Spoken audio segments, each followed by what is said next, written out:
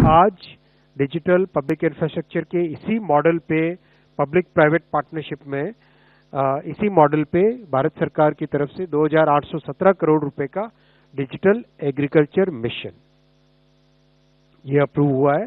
किसानों को अपना लोन लेने में एक पूरी प्रक्रिया करनी पड़ती है।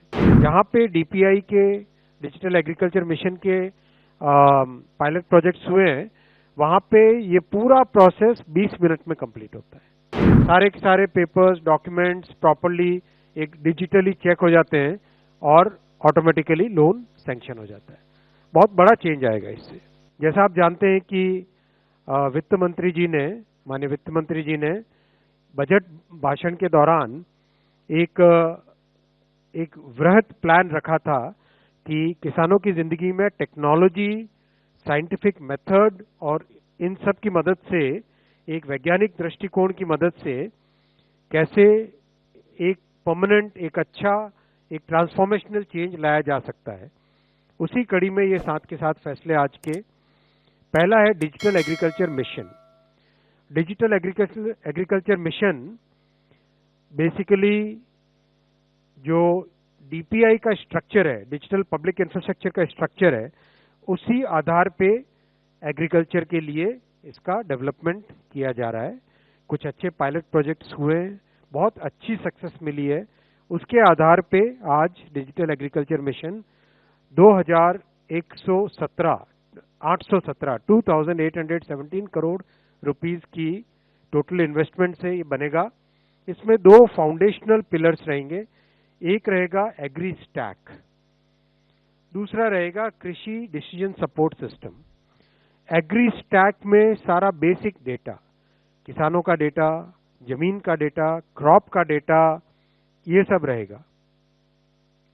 और कृषि डिसीजन सपोर्ट सिस्टम में वाटर की अवेलेबिलिटी, प्लानिंग के लिए जो चाहिए इनपुट्स वो सब, ग्राउंड वाटर की availability, weather related data, satellite से जो आता है डेटा वो, फिर एक तरीके से कितनी क्रॉप यील्ड है उसकी मॉडलिंग के लिए जो चाहिए डेटा, कई तरह के जो किसानों को फैसले लेने के टाइम में जो काम में आती है जरूरत, जो इन्फॉर्मेशन और साइंटिफिक प्रैक्टिसेस चाहिए होती है, वो सारे कृषि डिसीजन सपोर्ट सिस्टम में रहेंगे।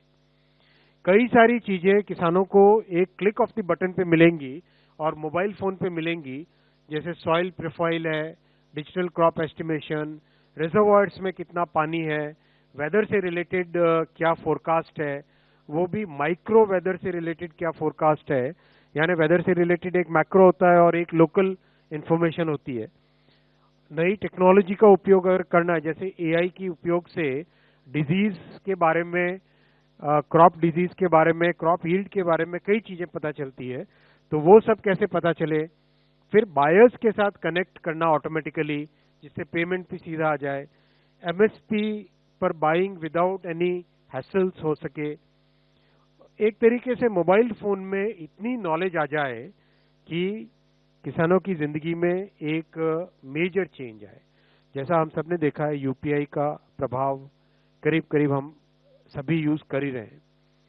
सेम मॉडल पे लॉजिस्टिक्स का बना, सेम मॉडल पे हेल्थ सेक्टर का बना डिजिटल पब्लिक इंफ्रास्ट्रक्चर, और आज डिजिटल पब्लिक इंफ्रास्ट्रक्चर के इसी मॉडल पे पब्लिक प्राइवेट पार्टनरशिप में इसी मॉडल पे भारत सरकार की तरफ से 2817 करोड़ रुपए का डिजिटल एग्रीकल्चर मिशन ये अप्रूव हुआ है।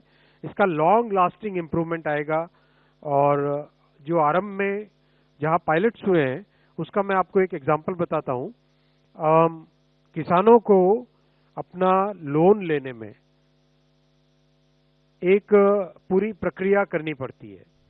जहां पे डीपीआई के डिजिटल एग्रीकल्चर मिशन के पायलट प्रोजेक्ट्स हुए हैं, वहां पे ये पूरा प्रोसेस 20 मिनट में कंप्लीट होता है।